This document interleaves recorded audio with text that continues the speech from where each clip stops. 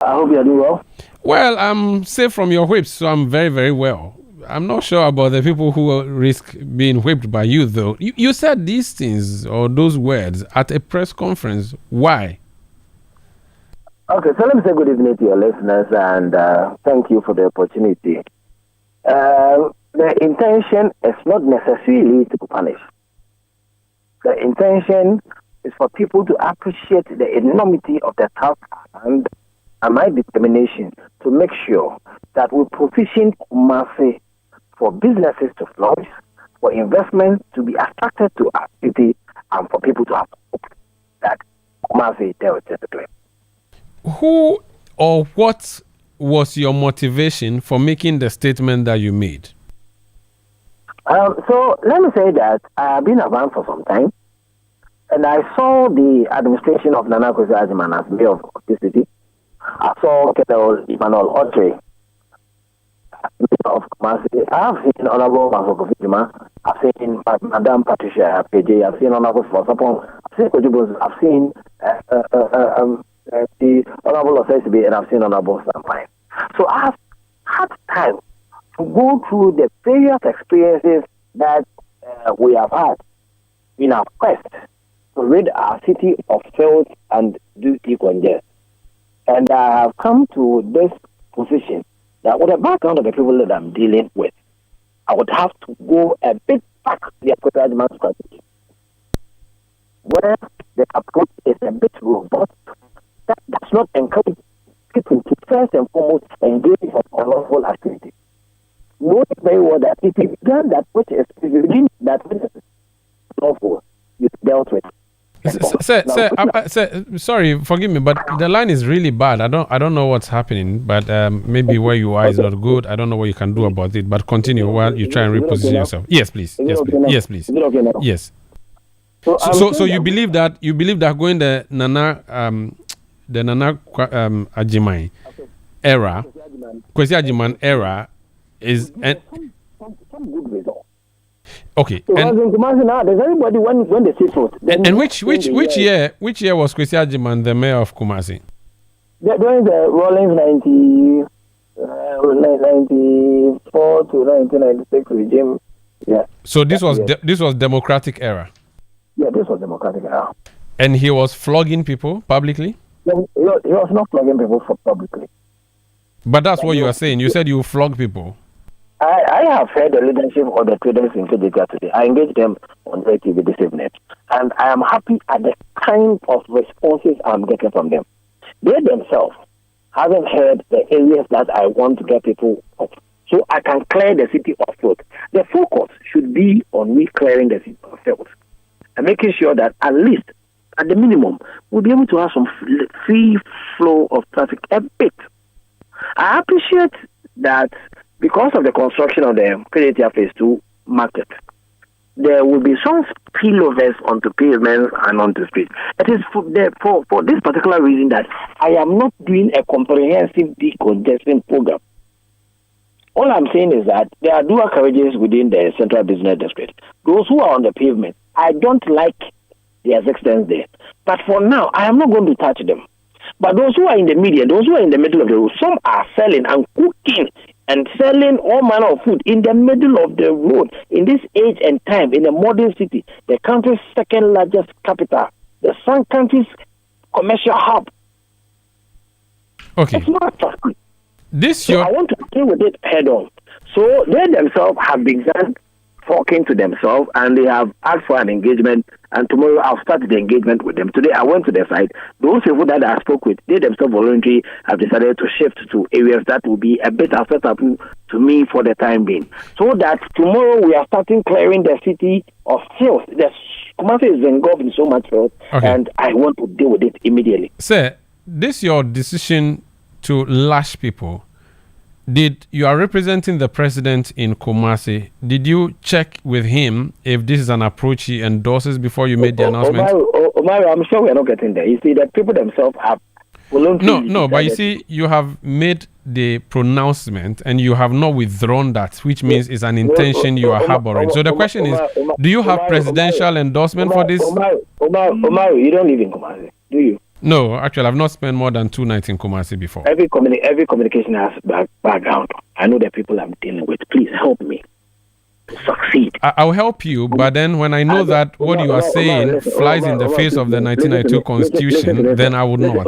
And I'm duty bound as a citizen not to. Listen to me for a second. Listen, I don't want the discussion to encourage people to want to perpetuate themselves in areas that they are not supposed to be. But I also don't want the discussion to be focused on you know, abusing people's fundamental human rights. So there are people themselves that if I say that leave, and if you don't leave, I must undertake an activity, and then people themselves say that we are going to leave. Your 2 weeks is enough. Let's engage. Let's get the framework properly structured. I'll ask a question again, sir. Okay, I'll ask a question still. Is the president aware that this is your intention? We won't get to that point. It doesn't matter. You've already made the statement. Was the president aware that this is your approach to fighting indiscipline? Let the focus be on the end product. The end product is that I don't want you to come to Kumasi and say that the mayor that the president brought to Kumasi has made Kumasi so dirty that nobody wants to come and invest. But you still haven't answered the question, sir. Is the president? I want your reportage to be that 6 months after this man coming to Kumasi, Kumasi looks different. It looks clean. It looks sanitized. So clearly for you, the right atmosphere for businesses to flourish. Clearly, I'm saying that the focus should be on the end product. Okay. Clearly for you, the end justifies the means, and it doesn't matter whether the means mean, you know, infringing on people's rights. And I'm asking again, is the president your appointer? Is the president your appointer aware of this? The people themselves have reached out to me. No problem. I've heard what you said about the people. They could have said that out of fright, or maybe they really are happy what you're saying. But I just wanted to know. I wanted to know the level of approval you have for this position of yours. Umaru, the people want to get off the street. I don't want cars to have big failures and they go and kill human beings. I don't want the place to be engulfed in filth. I don't want anybody to say that this administration has allowed Kumasi to deteriorate and we are so much endorsing rot. And I'm saying that the people themselves have bought into the idea for us to work to get a Kumasi that is clean, that is sanitized. And I am happy at the response. They themselves want to engage. You mentioned the Otunfo. We are going to engage them. We'll do that, which will give Kumasi the value for which we are in government. You mentioned the Otunfo in your video, the Overlord of Asanteman. Is he aware and has he approved of this statement of yours? Otunfo wants to have a clean city, and I want to work to achieve that goal. Did he say to you to go the approach you're going, sir? I'm saying that I'm working to make sure that the city looks like Otunfo City, and I work to let it look like Otunfo City. Okay. You want to clean the city regardless of the consequence to the people, to their rights. You don't care. The people themselves are not proving difficult. They are responding to my desire. They're requesting to my quest to have a clean Kumasi, and they themselves want to help me. So I am happy that the people themselves are responding positively, and from tomorrow we are going to start the engagement. So what people are expecting, the apprehension, I understand. The apprehension, yes, it's okay. But the people themselves voluntarily want to help us to get results. And I'm happy that they themselves want to help us to get results, and we'll get results. You are the chairman of the Kumasi Metropolitan Security Council. You said that you do not believe in using the police route in dealing with these matters. The police commander for your district or your local authority is part of your security council. They give you daily briefs. You are saying you do not believe in using the police approach. You would have your boys and you use them. Can you explain what you mean by that? I have seen decongestions over time. You go and bring police and military to be on the street, and it comes at the court to the assembly. You will be there. After a month, it will be a drain on the finances of the assembly, and you have to get rid of them, and they have to go back. And then you go back to the status quo. This I have witnessed countless times, more than 10 times. So I've learned from those lapses, and I'm saying that I am approaching it bit by bit. I'm not going to lump everything together and set myself up for failure. I'm taking it by bit. So when we work on the middle of the road, we clean the place, and everybody see that this area is clean. then we'll get to the next step. They themselves will voluntarily help us to get there. So I'm saying that using police to do decongestion has not gotten us any meaningful results, and I don't want to repeat it. So you are resetting and you are bringing your boys. Who are these boys? The people themselves say they are going, so we won't get there. No, but so does it mean you are withdrawing what you said earlier?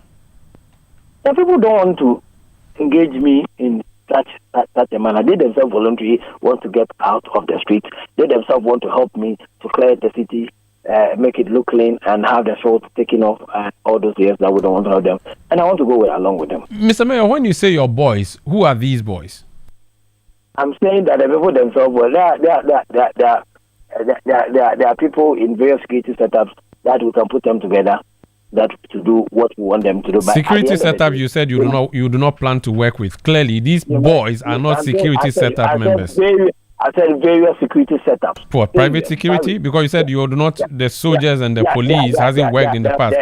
So there are various security setups within the country who operate within lawful means, and sometimes when the law allows them, they use minimum force. But I'm saying that the people themselves who I want to get rid of and clean the city, they themselves want to help me. If the people want to help me to get the result, I think we should all be happy. Forgive me, but when you say you don't trust the police as a chief of the city, that's a problem. You see, you are putting words in my mouth. No, I'm not. You said that you don't believe in going the police route. That amounts to not believing in the police. Using police to do decongestion, because I'll spend so much money on them. After a month, they would have to go back, and then we'll get back to the status quo. So let me do it bit by bit. Finally, see how sustainable it will be. Finally, so I don't believe in using police to do decongestion. Very well. I'll get back to the status quo. So finally, this is what I see when I hear you on a hot afternoon in Swami, one of them, maybe wherever in Kumasi.